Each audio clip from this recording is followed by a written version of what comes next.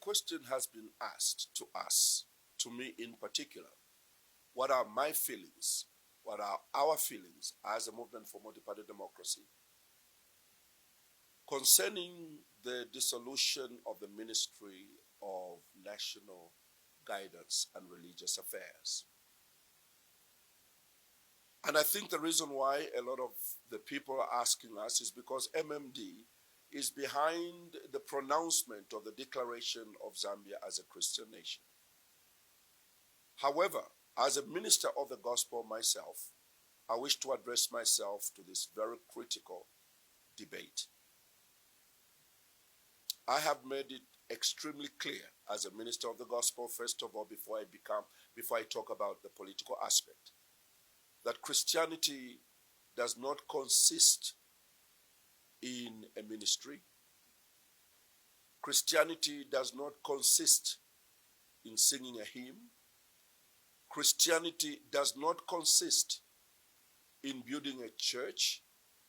Christianity does not consist in just mere declarations, including that of the day of prayer and fasting. We need all those to support our Christian legacy. But I think what we need more than anything else is the works, the values, and that our Christianity must be known by our deeds, not by our activities of building churches. Because Christianity can only be determined by the fruit. The Bible says you shall know them by their fruit, not by how many churches they build or whether they have a ministry of religious affairs or not.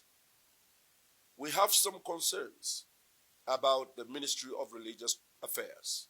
In the manner it was constituted, the idea could have been good. But it actually, instead of being a blessing, it created a crisis for the very Christian faith that it was supposed to represent. In the same administration of the Patriotic Front, never in the history of our country have we seen so much injustice as we saw in Patriotic Front. Ministry of Religious Affairs was quiet.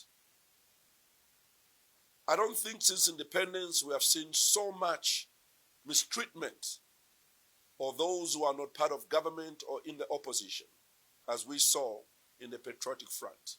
The Religious Affairs Ministry was quiet.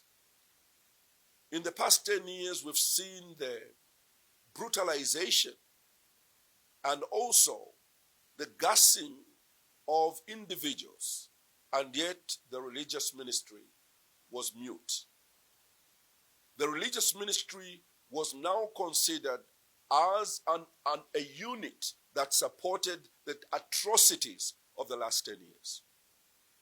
So in terms of its outlook by many Zambians, it did not add to the value of Christianity. It took away from Christianity.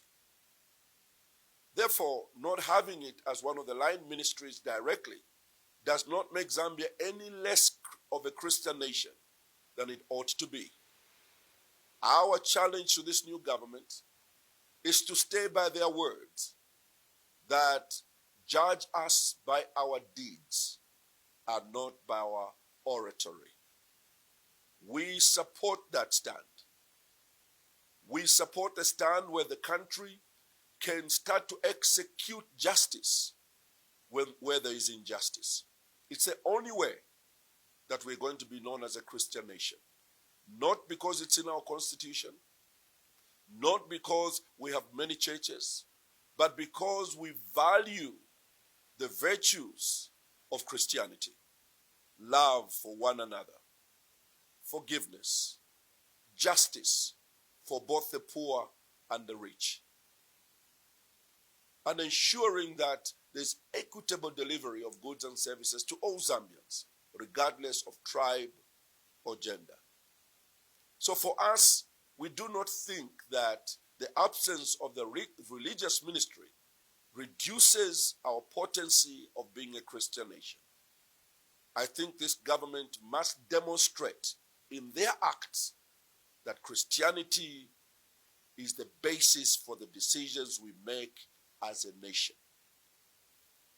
We therefore think that the religious ministry not being one of the line ministries in this new administration does not pose any danger to our being or realizing our Christian virtues. Because even with it, we didn't see the Christian virtues being advanced in the last administration. I call on all Zambians and all Christians to live by example, to demonstrate our Christianity through our deeds. For the Bible says, you shall know them by their fruit. I thank you, and may God bless our republic.